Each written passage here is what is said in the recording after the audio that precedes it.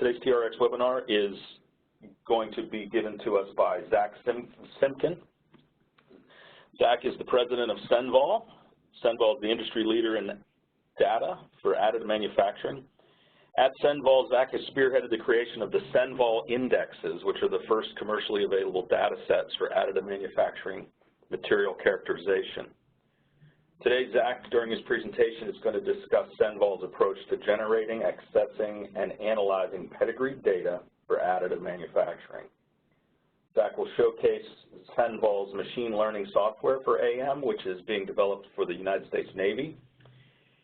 This software analyzes the relationships between additive manufacturing process parameters and material performance.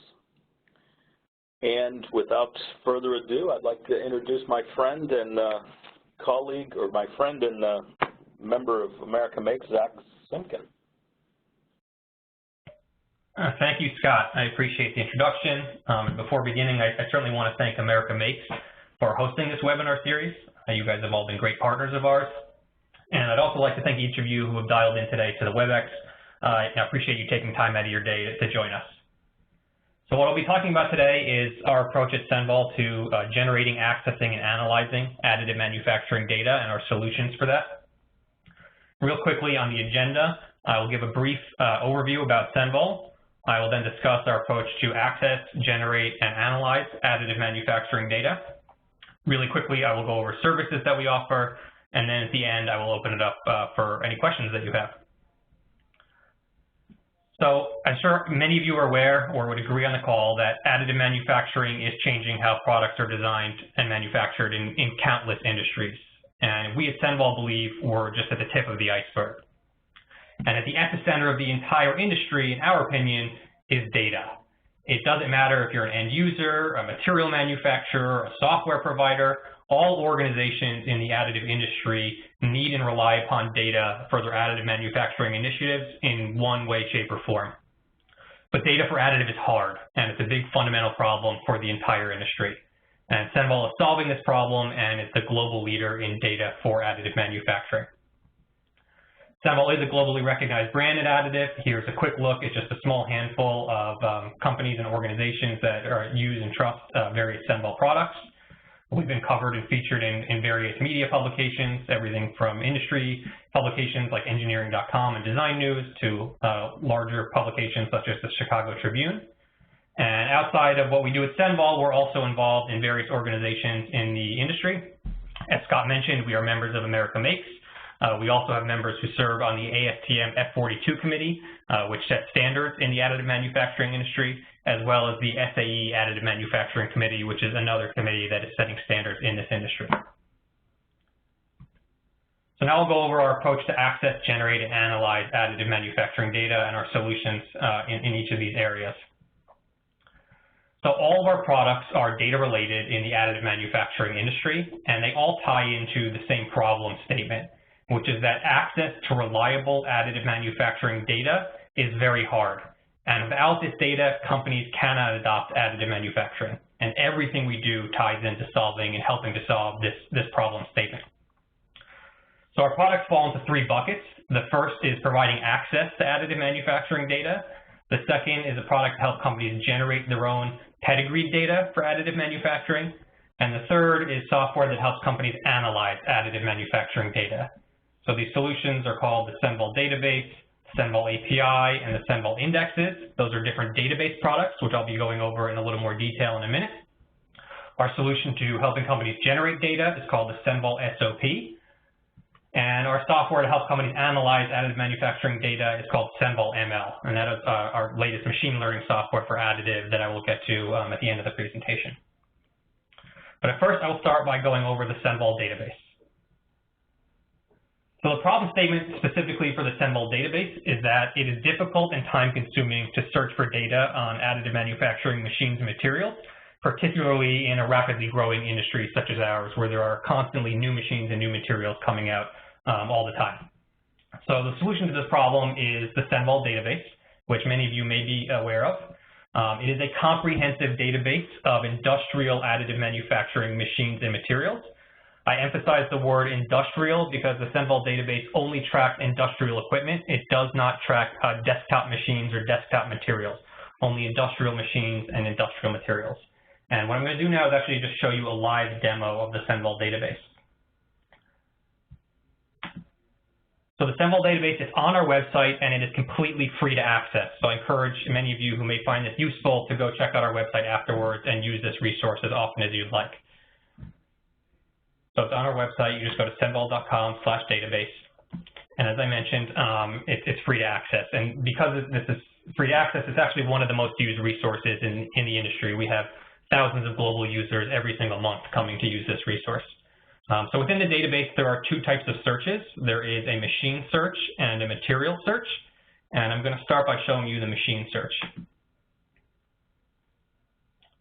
It's fairly straightforward. You can search for machines by the specific machine manufacturer, by the specific machine model if you know that. You can search by the additive manufacturing process type, and we use the 7 processes as defined by ASTM. You can search by material type. So for example, if you want to find a machine that accepts titanium, you can do that. You can search by the size of the build envelope. So let's say you have a part that needs to be made by titanium and you need a build envelope that's at least 10 by 10 by 10. You can search by that. And lastly, if you'd like, you can search by the price of the machine. And then you click Submit, and it takes me to the results table. So these are all the machines that accept titanium that are at least 10 by 10 by 10 in build envelope size.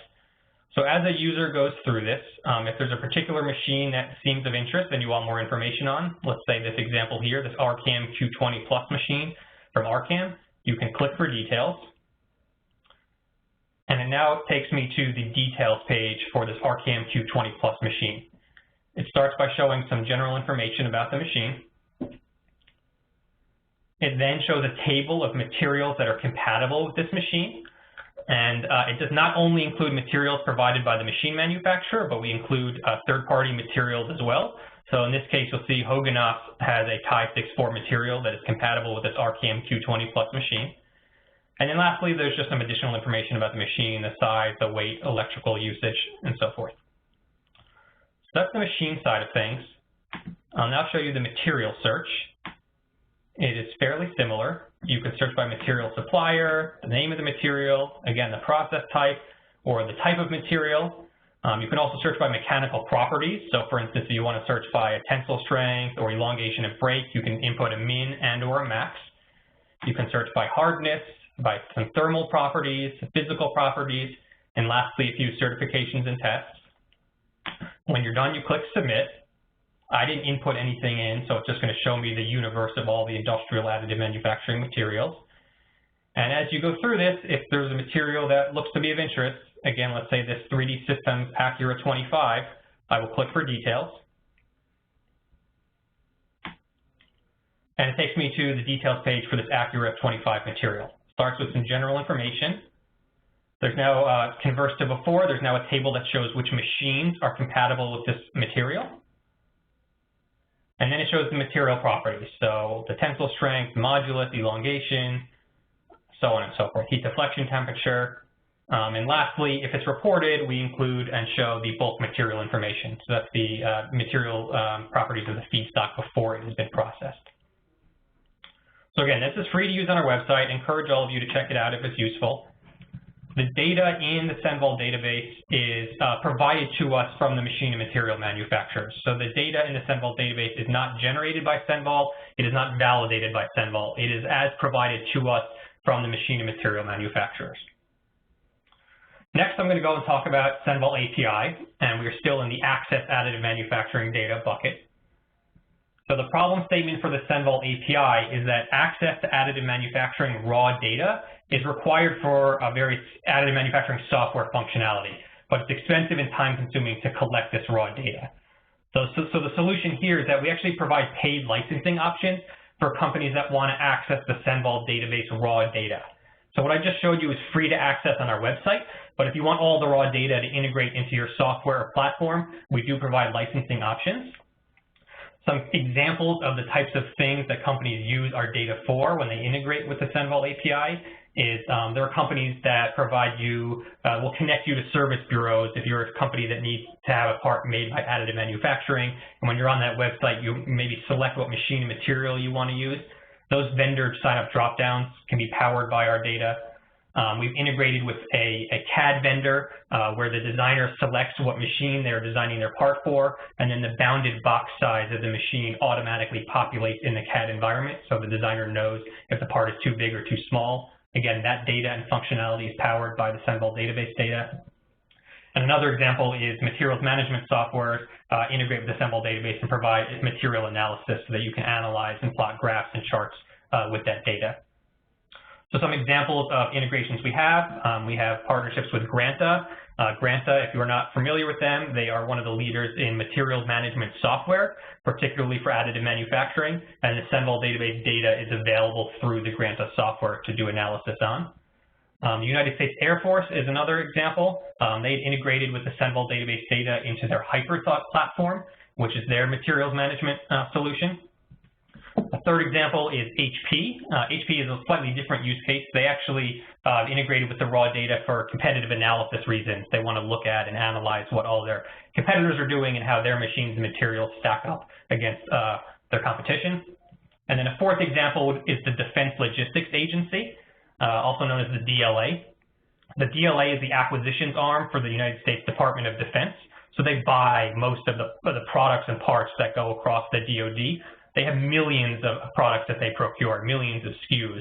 And what they did is they developed a tool, they call it an additive manufacturing part candidate tool. And the tool assesses these millions of SKUs and figures out of the millions of SKUs, which subset of those parts are potentially candidates for additive manufacturing. And the functionality of that tool was largely powered by the Senvol Database data. I'm now going to move on and talk about the Senvol indexes. The Senvol indexes are a completely different type of database that I will be talking about. So this is now separate from the Senvol Database and Senvol API. The problem statement for Senvol indexes is that additive manufacturing materials are complex, and in-depth data is really needed in order to be able to use the materials. But generating this data is difficult and expensive. So the solution is Senvol indexes, which are the first commercially available data sets for additive manufacturing material characterization. And this differs from the data in the Senvol database that I just showed you. So the data in Senvol indexes is pedigreed, traceable, in-depth data that we, Senvol, have generated on our own. So the Senvol database data I showed you is data provided to us from the machine and material manufacturers.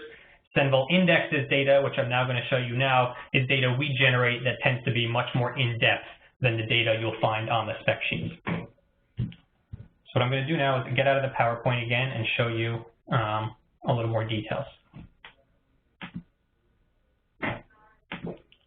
So what I'm showing you now is the cover page of a particular Senvol index.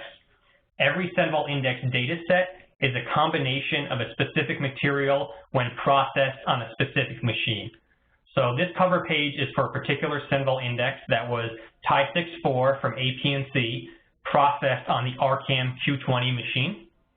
We at Senvol do not own any of the equipment ourselves, so we contract the manufacturing with AS9100 certified facilities, and we have testing done at NADCAP and A2LA accredited facilities.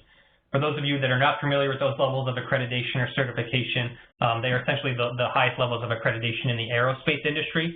So in layman's terms, this is another way of saying that we use the same vendors that large aerospace companies use. And what's included in these Senvol index data sets is three main components. The first component, which is in this blue box, are the test specimen properties, and I'll get into that in a minute. The second component are all the process parameters. So we don't just show you the properties, but we show you the quote-unquote recipe that we use to achieve those results. And lastly, in this third box down below is a summary of some of the feedstock properties. So we characterize the feedstock for every single build, and all of that data is included as well. So for this particular Senvol index, again, it was Ti64 from AP&C processed on the RCAM Q20. What you're looking at here in the middle is the test matrix. So this was the testing that we did. So for example, we did tensile testing and we built 48 specimens. There were 16 as built, 32 were hipped. There was fatigue testing in this case, hardness, compression. The test matrix varies from one Senvol index to the next. They don't all follow this test matrix. It depends on the demands of our customers.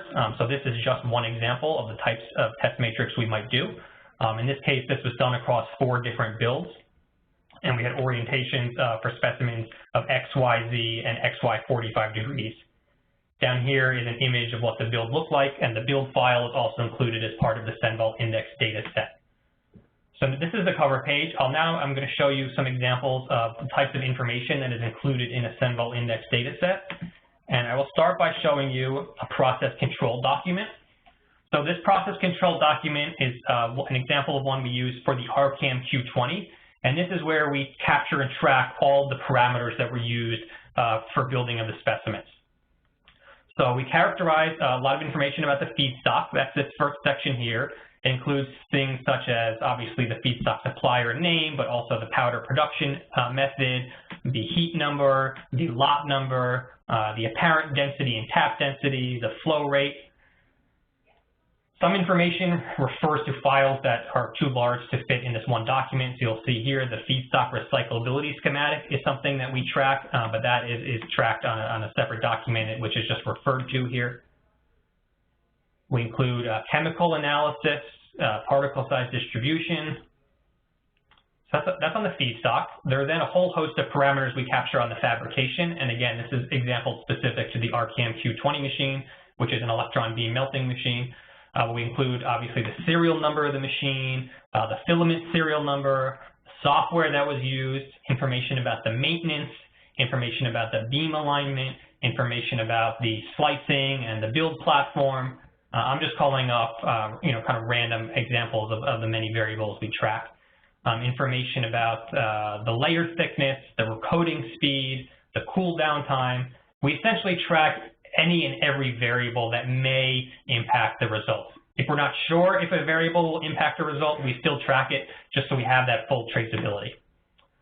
So all this information, and then lastly, all the information about any post-processing that was done is also captured. In this case, we hipped some of the specimens, so that is also included on the process control document. In terms of what the data looks like itself, it comes in Excel files.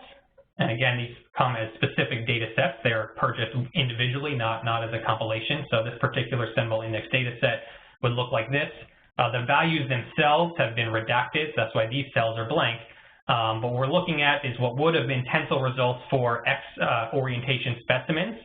Every single individual data point maps to a sample ID. And the sample ID then maps to the build file. So you can see every single data point exactly where in the build it came from, which build it came from, and what all the parameters were for the build that made that specimen. And the specimen IDs have meaning. So the X here is referring to an X orientation, B is referring to a specimen that was in the back of the build envelope, and 1 is referring to, in this case, build number 1, because we had 4 builds. So there's tensile data, compression data. In this case, we also had fatigue data. Again, the values have been redacted. We include a curve, although many companies want to plot their own curve, which is why we provide all of the individual values. We include metallography, so microstructure images. Again, the images have been deleted, but all the microstructure images would be included in a Senvol index as well. And lastly, we also include all the stress strain values, because again, a lot of companies want to plot their own graphs. So let me go back in now. So that was an overview of Senvol indexes. The business model for these Senvol indexes, really quick, is fairly simple. We sell a Senvol index, each individual data set, for a fraction of the cost of development. So for our customers, they're able to get this pedigree data much quicker and much more cost effectively compared to generating the data on their own. And for us, we're able to do this because we sell the same Senvol index data set to multiple companies. So once we sell a sufficient number of them, we get a positive return on our investment. In terms of what companies use this type of data for, there's typically a few use cases. One is to just make a go or no-go decision on adopting additive. Another is to decide which machine or material to use. So after you've used maybe the Senvol database and you look at spec sheet data and you maybe find there are 6 materials that might meet your application need, at that point you tend to want a little bit more in-depth data, and so this data can fill that need. Senvol indexes data has been used for designing parts, for simulating additive manufacturing part performance, and lastly, can be used for optimizing machine settings. So that concludes the section on accessing additive manufacturing data and our different database products. I'm now going to move over to the second bucket, which is helping companies to generate their own pedigree data for additive manufacturing. So maybe we don't have the data you need, or for whatever reason you want to generate your own data.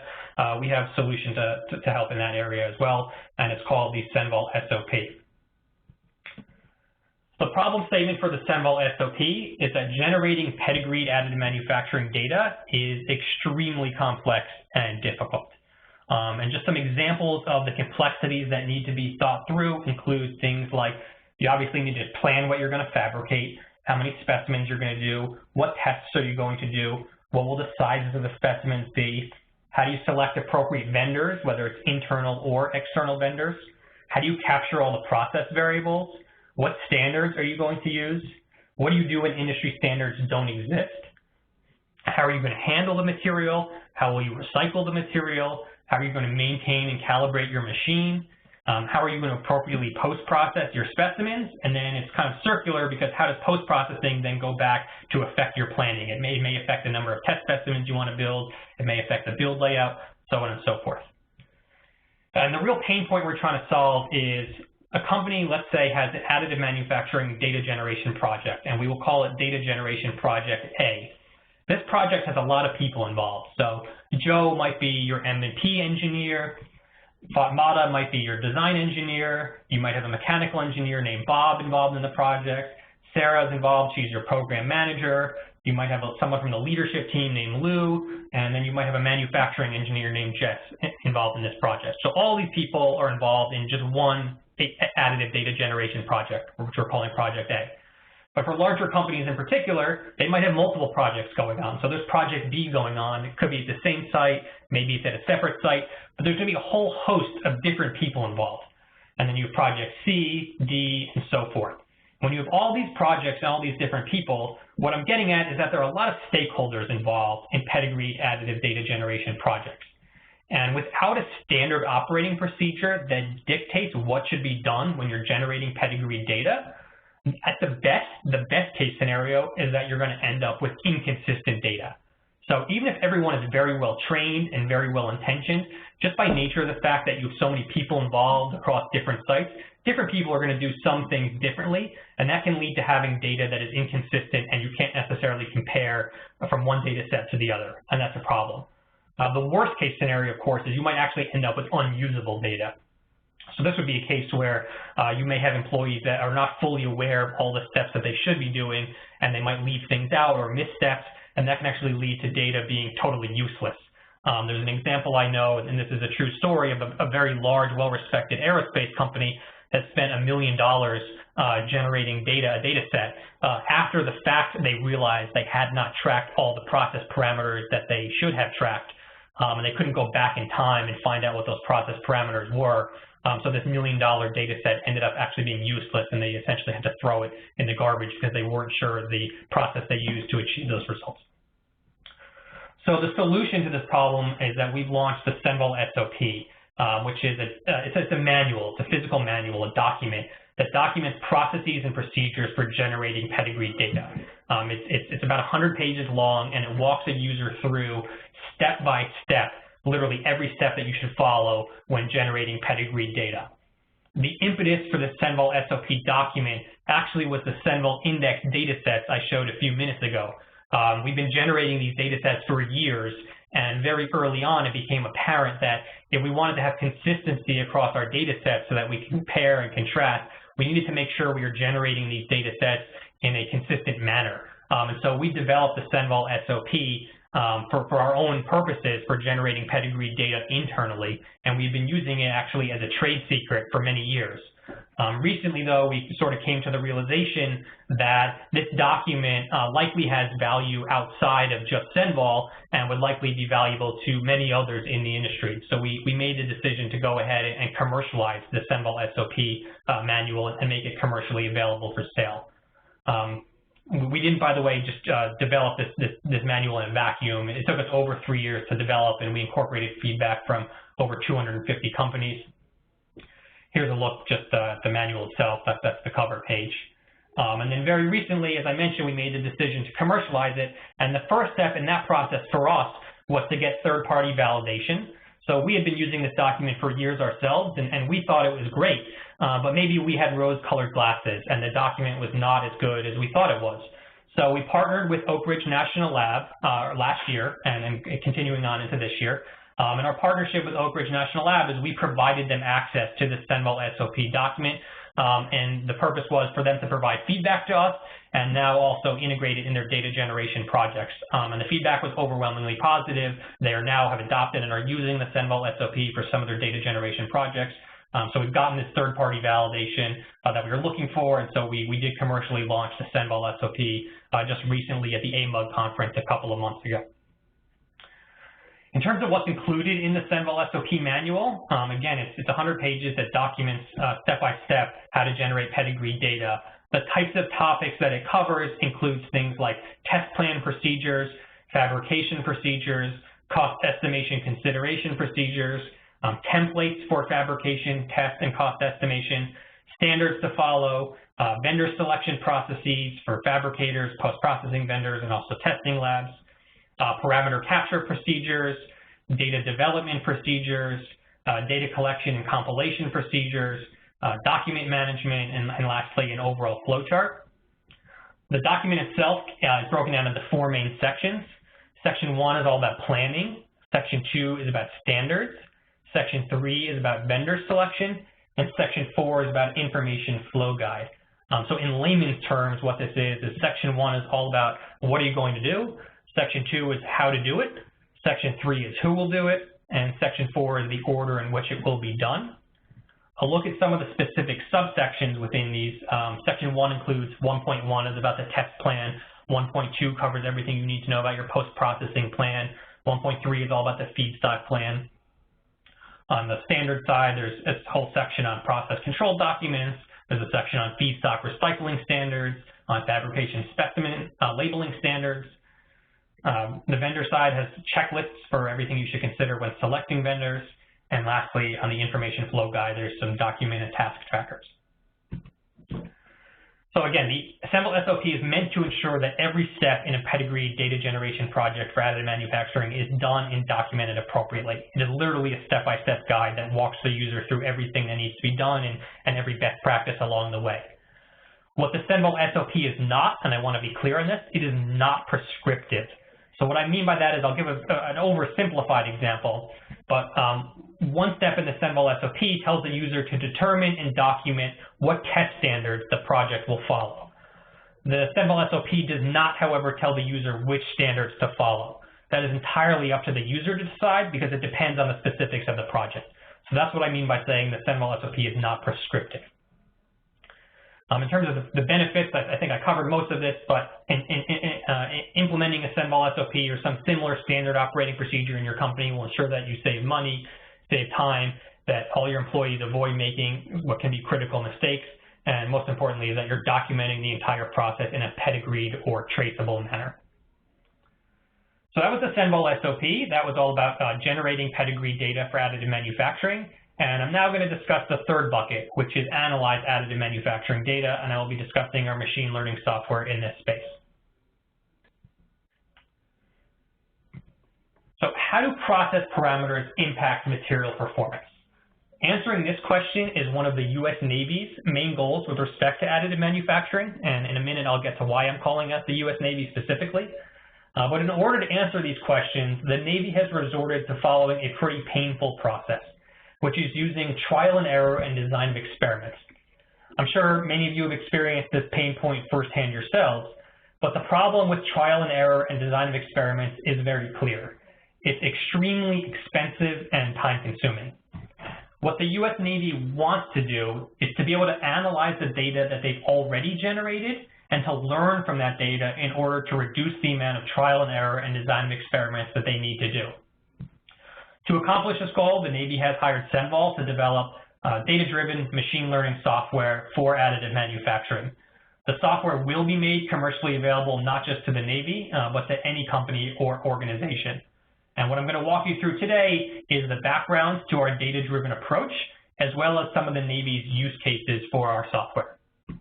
The first use case I'll highlight is determining what process parameters to use in order to achieve a target mechanical performance. So this is a case where the Navy has, let's say, a target fatigue life in mind for a particular application, and our machine learning software can tell them what process parameters to use on their machine in order to achieve their target fatigue life. The second use case is about the use of in-situ monitoring data to simulate non-destructive tests. The third use case is about predicting material properties and mechanical performance. So the third use case is actually the inverse of the first use case. The third use case is an example where you know what your process parameters are, and based on those process parameters, you want to predict what, maybe your tensile strength will be, for example. And the fourth and final use case I'll talk about today is a concept called transfer learning, which is where the Navy can learn and apply learnings from particular machines and materials and that data and apply those learnings to different machines and materials. Everything I'm going to show you today in terms of examples are real actual results that the software has achieved for the Navy. None of this is hypothetical or theoretical. These are all real results. Just a quick background on why I'm talking about the Navy so much is that this machine learning software that we've been developing is being co-funded by the U.S. Navy through what's called an STTR program. STTRs have multiple phases. We've already completed phase 1 of the program. We are now in the midst of phase 2, and once we complete this phase 2 program, the software will be made commercially available. Just a really quick background for those of you that might not be familiar with the concept of machine learning. Machine learning is a type of artificial intelligence that allows the computer to perform a task, for example, recognize a pattern or make predictions, without being explicitly programmed to do so. The computer learns to perform the task by being trained using training data. So, for example, a training data set that includes information on process parameters such as laser speed and laser power, and process signatures such as melt pool depth can be used to train a machine learning algorithm to predict melt pool depth based upon a given laser speed and laser power. So the way our Senvol ML machine learning software works is we modularize additive manufacturing data into 4 modules. The first module, module 1, is all about process parameter data. So this includes things such as laser power or scan speed. It also includes the characteristics of the feedstock, for example, the chemistry and the particle size distribution. That is all included in module 1 data, process parameters. Module 2 data is process signatures. So this is in-situ monitoring data, essentially, so things such as melt pool temperature and melt pool depth. The third module is material properties. That includes things such as microstructure or surface roughness. And the fourth module is mechanical performance. So that's data such as tensile strength or fatigue life. And the way our software works is it can take data from any one of these 4 modules as an input, and then make any one of the other 4 modules a predicted output. So for example, what you see on the screen here, F12, we refer to as function 12. This is a case where data from module 1 is an input, and what we're predicting is data from module 2. So in this specific example, laser power is an input, and what we're doing is predicting melt pool depth based on laser power. Our software can also obviously do F23, it can do F34, but it can also do inversions, as I mentioned earlier, which is really nice. So F41 is an example, again, as I mentioned earlier, where you have a target fatigue life, and that is actually your input, and the output is predicting what process parameters to use in order to achieve that fatigue life. This approach of modularizing additive manufacturing data is not unique to us. Some of you might be familiar with it. It's been used in industry before, and it tends to be used for 2 different types of approaches. One is a physics-based approach, which is not what we are taking at Senvol. It can also be used for our approach, which is a data-driven approach. Physics-based approach and data-driven approaches we feel are very complementary. There are kind of reasons you would use one or the other. For those of you that aren't familiar with these distinctions, in a physics-based world, inputs and rules such as formulas go into a model, and what you get are predicted outputs.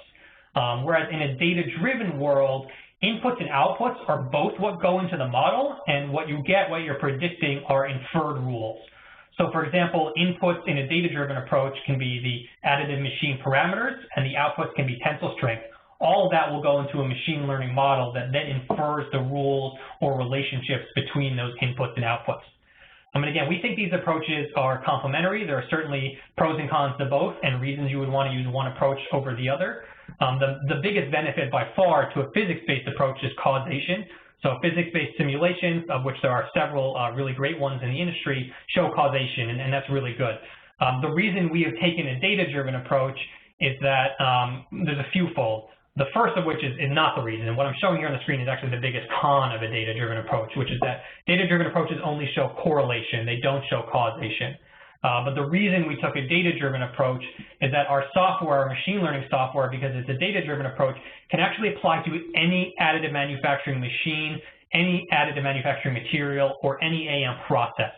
Whereas physics-based approaches need to be specific to, for example, the particular energy source, the particular process. Our data-driven approach can be applied and ingest and analyze data from any machine, material, or process.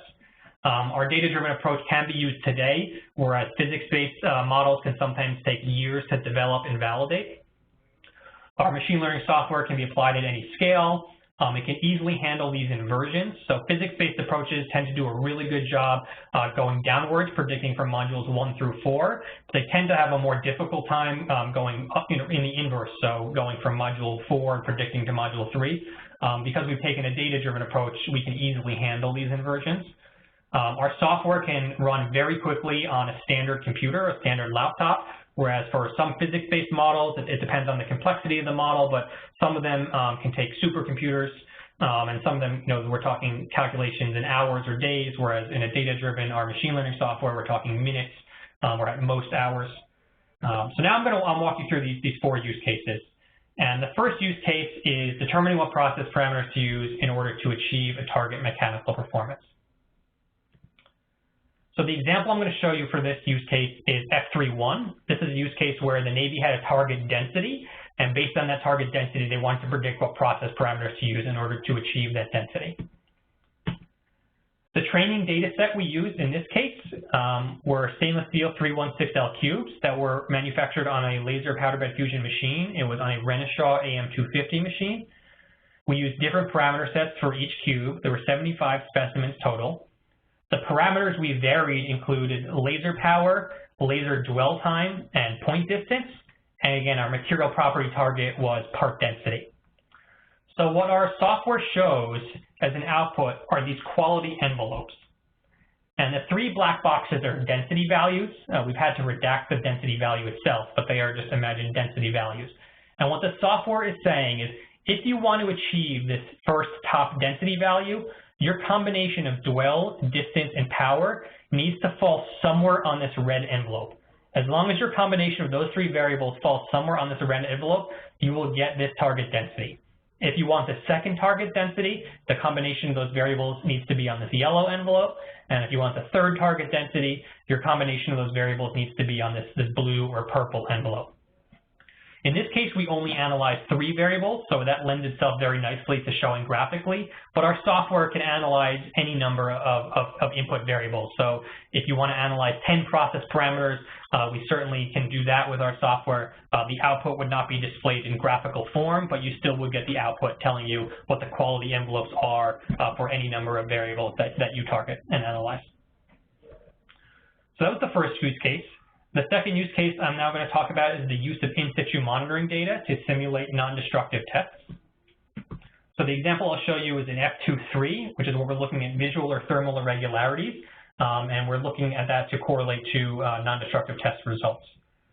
The ultimate goal of this work is to reduce the amount of non-destructive testing that you need to do by training the machine learning software to predict what these results will be. So the types of data we looked at in the examples I'll show you here, for Module 1 data, we looked at the build layout and the planned laser path. For Module 2 data, we looked at high-resolution photos of the build surface and also photodiode data. And what we're doing is predicting Module 3 data, predicting irregularities. So we've developed algorithms that we use, for example, computer vision algorithms, to analyze this in-situ monitoring data in real time. We have parameterized and worked with 2 types of in-situ monitoring data so far, and we will be continuing to expand that portfolio as we go forward. But a look at the two types of in-situ monitoring systems we've worked with so far. The first is looking at high-resolution photos of the build surface. So what you're looking at here is one of these, a subset of one of these images. The thick red lines on the exterior is the planned laser path.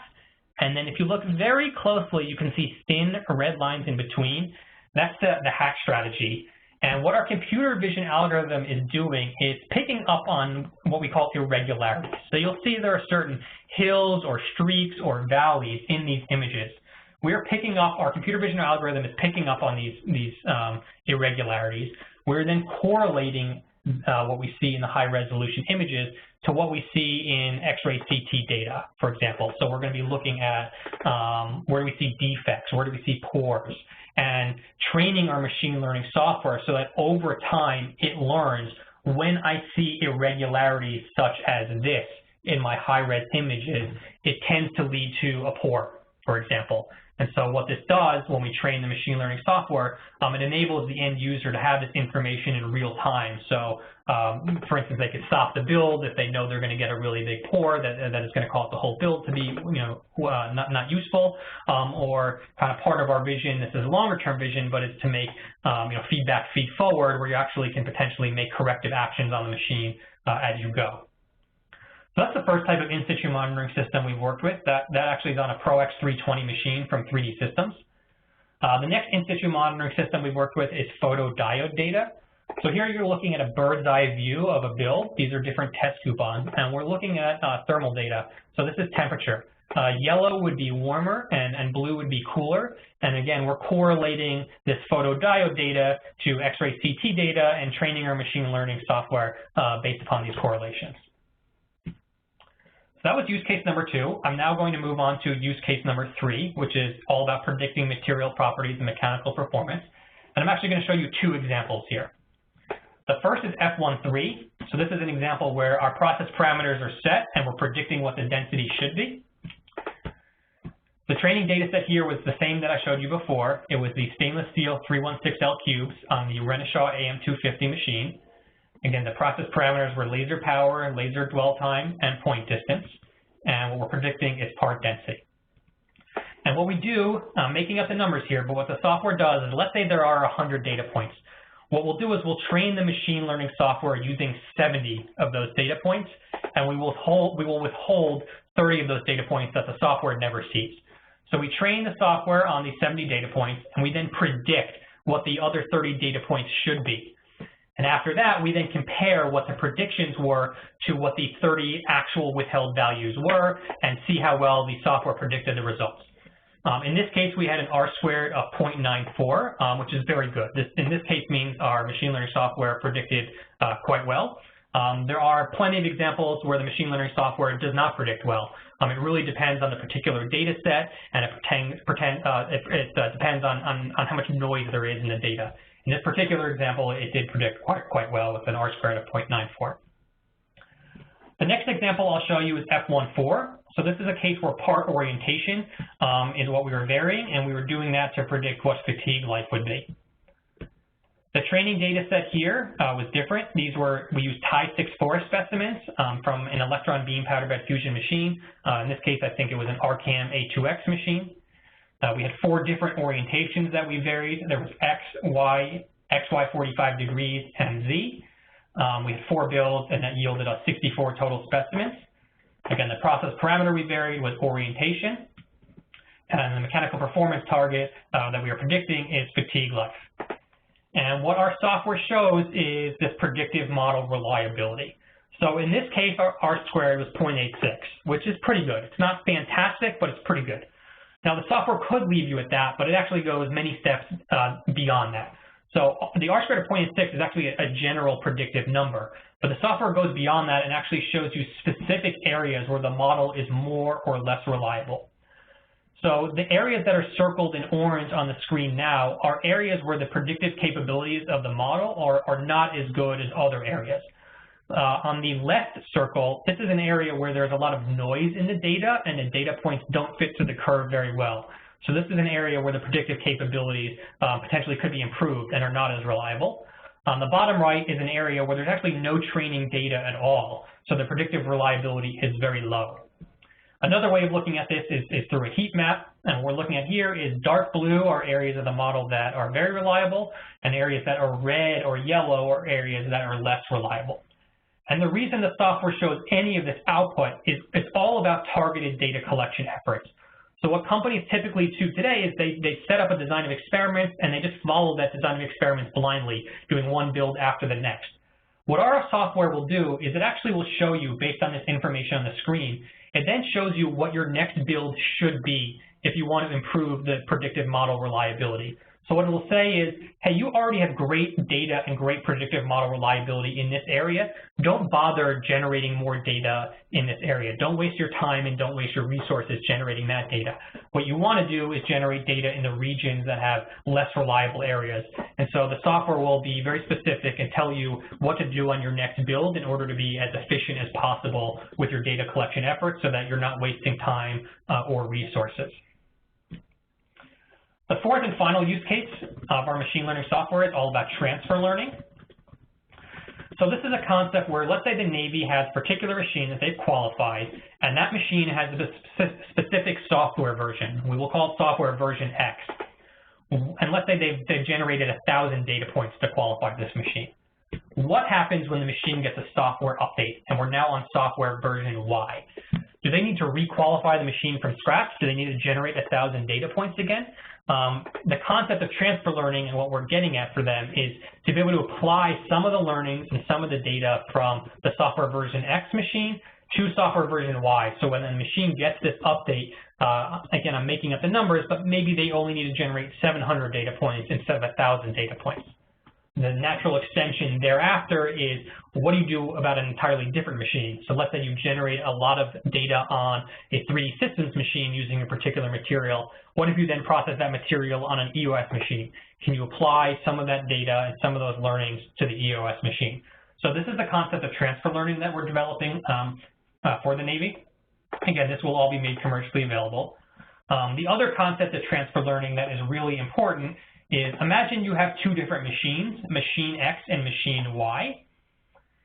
If you are getting equivalent process signatures, if you're getting equivalent module 2 data from these two different machines, that should mean you're getting equivalent material properties, which should mean you're getting equivalent mechanical performance. So the way we think of it is we actually view module 2 data, we call it the universal translator.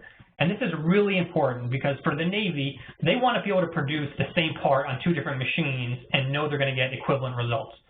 So what the schematic on this slide is showing is, on machine X and machine Y, you almost certainly will use different process parameters on those machines. But as long as the process parameters you use in each machine is yielding you equivalent process signatures, that in turn should get you equivalent mechanical performance for whatever part it is that you are designing for. So those are the 4 use cases for our Senvol ML machine learning software. We are going to be running a beta program very soon. It is limited in terms of the number of companies we're allowing in. If that is something that's of interest to you, though, I suggest that you contact us as soon as possible so that we can consider you for potential inclusion in the beta program. Our vision for this software, really quick, is imagine you're a company or an organization, whether you're the Navy or you're Boeing or Northrop, whomever, you're going to have your own instance of this Senvol ML machine learning software, and you have multiple sites, let's say, with different machines. All the sites in your company or organization and all the machines can contribute data into the machine learning software, which means the software will get better and better, and the predictive reliability will get more and more accurate as you continue to generate more and more data across your company. The other benefit of this is that everyone across your organization or company benefits and learns from the data from everyone else within that company, regardless of whether or not they are at the same site or a different site. So that was our Senvol ML software. That's to analyze additive manufacturing data. So today I've gone over how to access additive data, solutions for generating pedigree data for additive, and also our software for analyzing additive manufacturing data. Really quickly, I'm just going to go over our services, and then I will open it up to Q&A.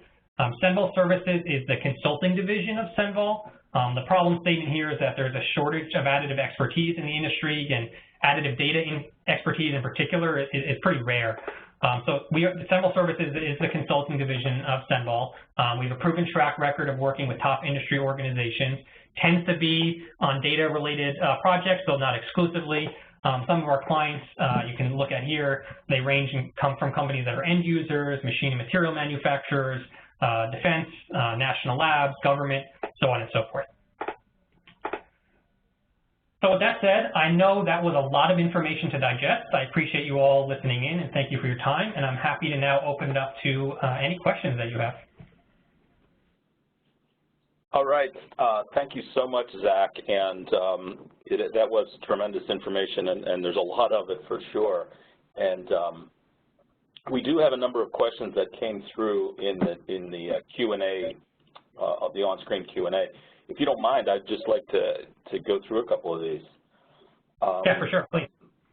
I'm going to start with some of these more recent questions because I think they're very topical to where you were just now in the presentation on your machine learning. We'll start with this last question here. All the examples you were showing were metals. What about polymers or composites? The machine learning software is agnostic and can ingest and analyze data from any machine, material, or process. So you're right that the examples were all metals. That's because that's what the Navy is most interested in right now. But our software can analyze data from polymer systems as well. Okay, excellent. These next two are specific to your machine learning. Do you account for variations in the beam shape, thermal shift, and quality in Module 1?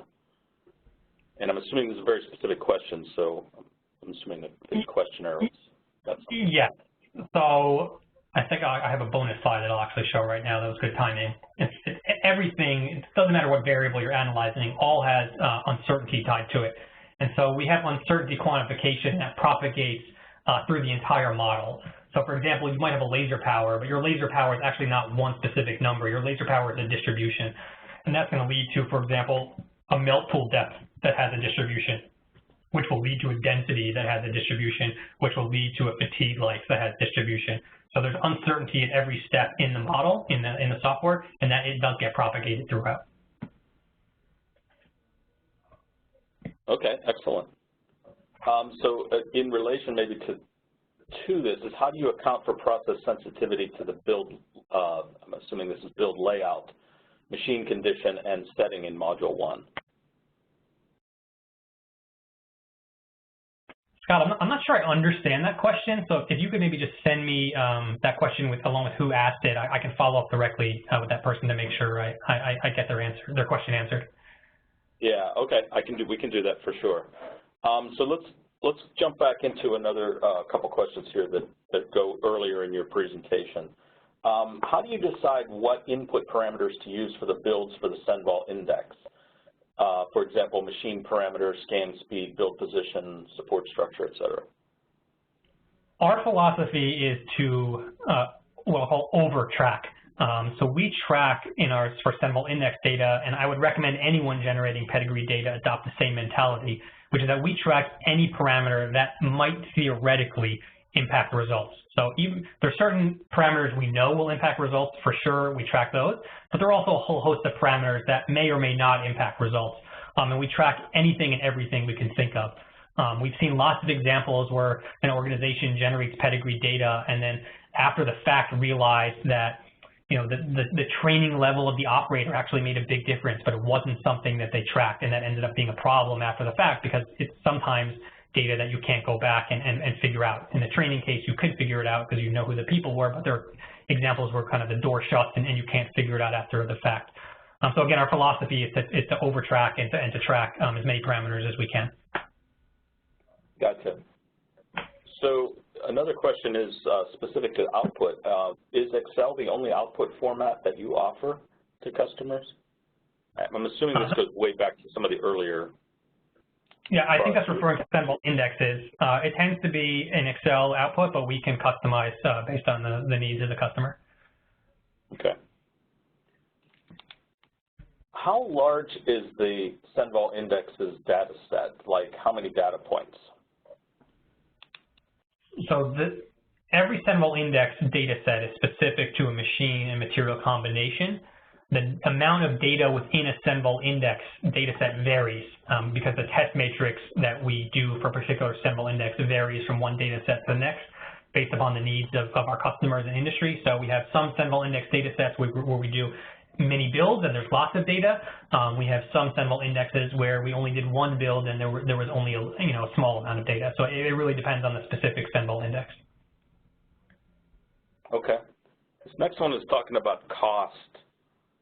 What is the ROM, fraction of a penny in quotes, that the TI-64Q20 data would cost?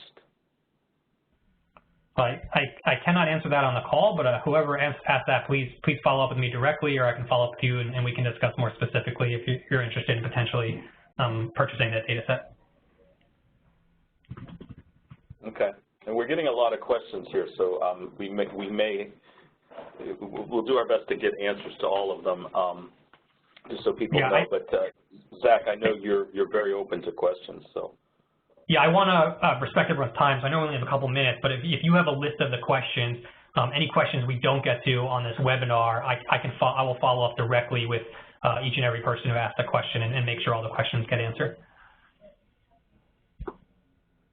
Excellent. Zach, you talked a little bit about the mechanical properties of AM parts that are highly dependent on process parameters and conditions. What conditions are used to establish material properties in the Senvol data sets? I'm not sure if that question is referring to our Senvol index data sets or the Senvol ML machine learning software. For the Senvol indexes, again, we over track. In terms of the Senvol ML machine learning software, we can analyze any number of parameters. So if you've captured 40 parameters, we can analyze all of that, and the software will actually output which, in rank order, which parameters impacted the material properties most. So it'll tell you, I'm making this up, but laser power was the most impactful for tensile strength, and so on and so forth. Then it will rank order them and show the marginal contribution of each parameter. Some parameters may not impact the result at all, and our machine learning software will show that. Okay, we're going to have to wind this up. Zach, if you wouldn't mind, we would love to provide you the information, provide you these questions, and possibly even in some method we could feed back to everybody that's been on the call with some of the answers. I realize that in some cases, such as the rough order of magnitude question around cost, that those could be sensitive and can be private conversations that you would have with anyone that's asking. We'll do our best to make sure we get these questions answered. This is important stuff. This is great material that you've gone over. We thank you so much for taking the time as a good friend of America Makes and as a longtime member and partner with us. One of the things, though, I do want to mention, I'd be remiss if I didn't at least mention our TRX event next week in Austin, Texas. Zach, you're going to be at this, aren't you? Yes, I will be there. Yeah, so I mean, anybody that's on the call that is going to be there could even follow up with you at this event.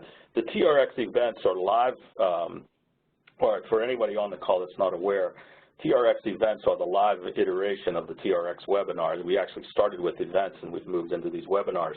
But it's a way that we can have constructive exchange of technical information from leading experts on various topics. This particular TRX in Austin will be held at the EOS facility in Pflugerville, and we'll focus specifically on supply chain and the needs of the supply chain. If you're interested, check it out on the website. There are very limited numbers of seats left. I think registration deadline is tomorrow, if I'm not mistaken. There are a few seats left. If you're interested, I would recommend you hurry up and get yourself signed up. It's a terrific event. Look at the agenda. There's some terrific speakers, and it's a great way to interact with America Makes and our membership. So thank you again, Zach. I think we're going to wrap it up here. For those of you that are on the call that had questions unanswered, we're going to do our best to filter these questions back to everyone with Zach's help and support. We look forward to that. Zach, do you have anything else? Yeah, I'd just like to thank America Makes again for hosting the webinar, and I'd like to thank all of you for spending your time engaging on the topic. If you do have any further questions at all, please don't hesitate to contact us at info@senvol.com. Thank you very much, Scott. All right, thank you, Zach, and have a terrific day. And everyone that's on the call, like I said, if you're interested in the TRX event, please check it out on the website. Go to americamakes.us. And we thank everybody for their time. This has been a terrific presentation. Thank you, Zach, and we'll close it with that.